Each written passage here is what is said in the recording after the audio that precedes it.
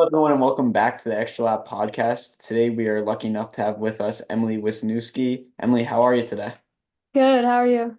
I'm doing great, thank you. So, Emily, had a great cross country season. You came in third at NXN. So, what went into that race? Yeah, so between NXR and NXN, I really had like 3 weeks of training just to like get back into it and yeah, really focus on NXN. And yeah, my goal was initially top five and just to have like a positive attitude going into the race because I knew like anything could happen, especially in those conditions. So. Definitely. And a lot, mostly in cross country, it's about who has the day on the day. So, at what point in the race did you say today's my day? Yeah, I think so I kind of went out conservatively and I wasn't really in like an amazing spot like for the first half, but as I was starting to like pick people off for the second half, yeah, that's when I really started to feel good and know that yeah, I could finish top five, so. Definitely. And in a race like NXN, where there's obviously a lot of talent running, 5 seconds can make up, 40 spots, and mostly at the beginning of the race. So how do you make sure not to get lost in that shuffle? Yeah, I guess like yeah, just picking people off the whole way. And even if you're feeling bad, you can't tell yourself that.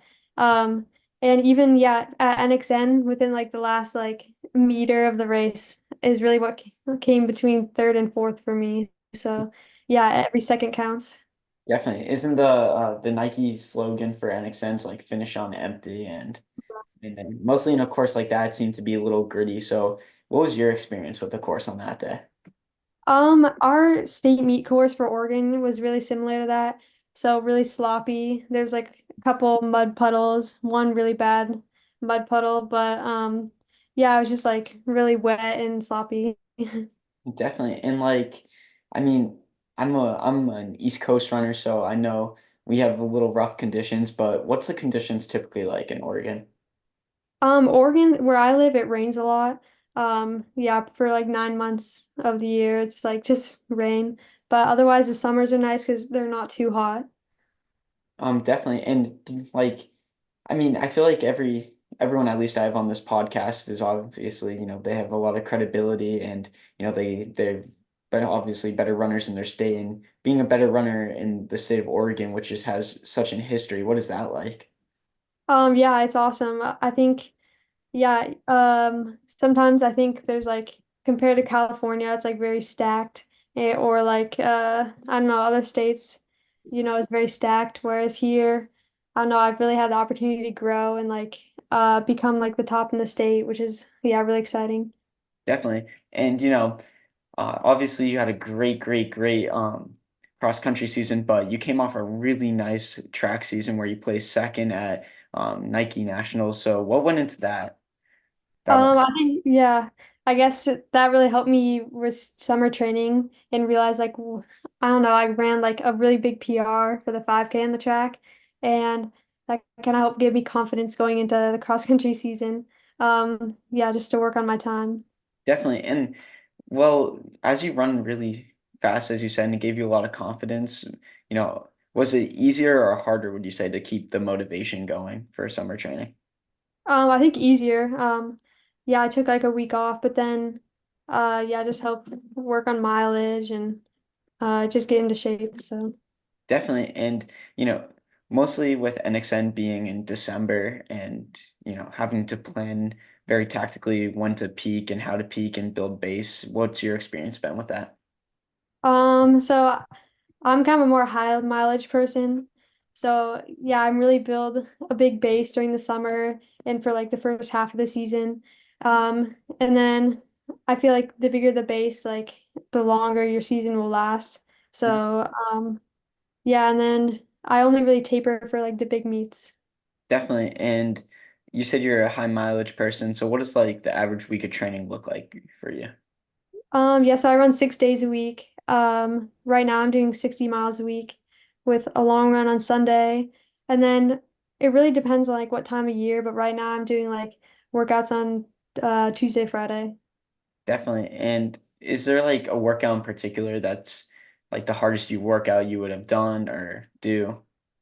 In my opinion, like I hate hill repeats. They're so hard. Mhm. Um, but I guess like in volume, like doing high volume track work is always really hard.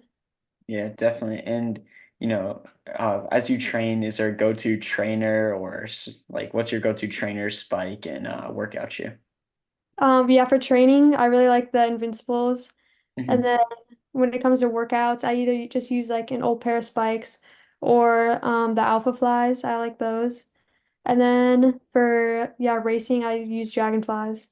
Definitely. The alpha flies are like low-key crazy. That's what I do for my workouts, and they are a fast shoe. Oh, yeah, they're so nice.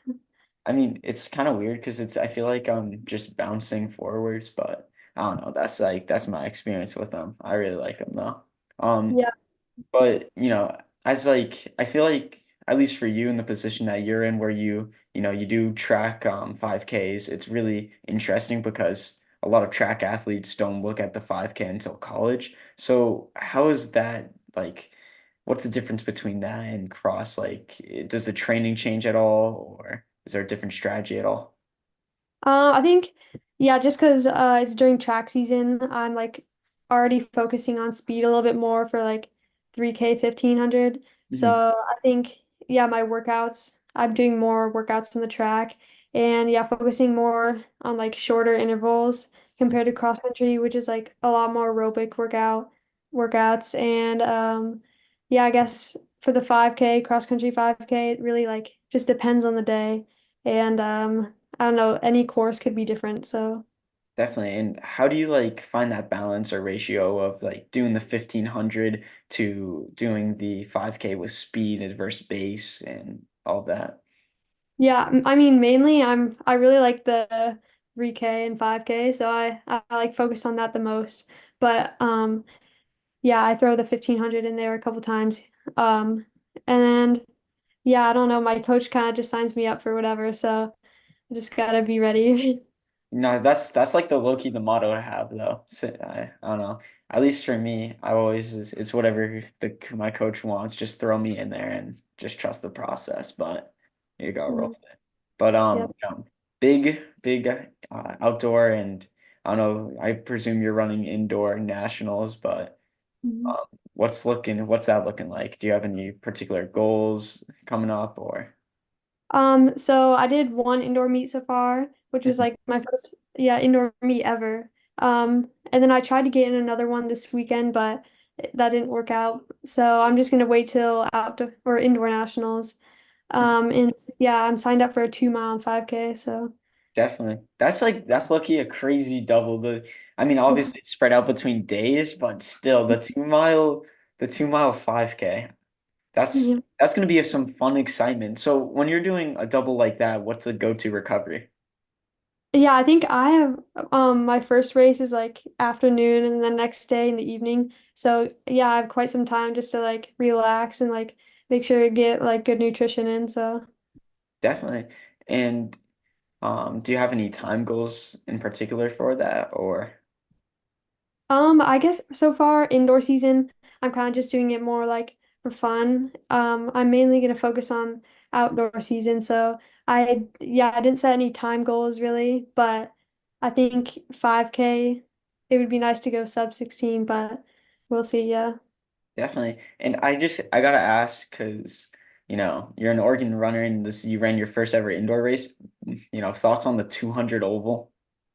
Well, I actually did at UW, which was like 307 meters or something like that. Okay. So yeah, not nearly as bad. So we'll see how the 200-meter bank track goes. Yeah, the 200-meter bank track is a fun experience to say the least. The Yeah. mostly the three I do the 3K and the 15 laps is it's fun. Do you with you well you like you're going into your first 200-meter like meet is that do you think that's like going to be a little weird running on a bank track or Yeah, for sure. I was hoping to get some kind of practice in before, but yeah, I guess we're just gonna see how it goes. definitely. And Yeah. what got you into running? So I did soccer, like was my primary sport, and I did that for like 7 or 8 years. And then I quit freshman year with sprinkled running in there, and I really decided to focus on running freshman year. Definitely. And when you're not running, what are you doing? Like, what's that? Yeah, I guess during school, it's like kind of hard to find time to do other stuff. Hmm. Uh, but summer and winter, like I do a lot of outdoor activities. Like I really like skiing and like paddleboarding, like fishing. Definitely. And do you have any pets? Yeah, I have a dog. His name's Hero, and we adopted him from India. Definitely. Oh, from India. Yeah, Oh, from that's what type of breed is that dog? he's an Indian pariah. Hmm. And how old's Hero? He's 5. Oh, Yeah. goodness. Definitely. And you said you do I believe you said 60 miles a week. Is that the same as like in the summer? Yeah. That's yeah, mainly 60 like year round. Definitely. And how does that work for like your progression through the years building up to that?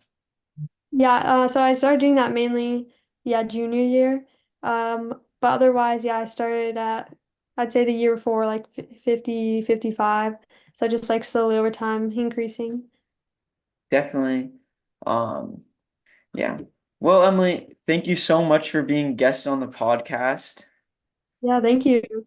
Till our next lap. See ya.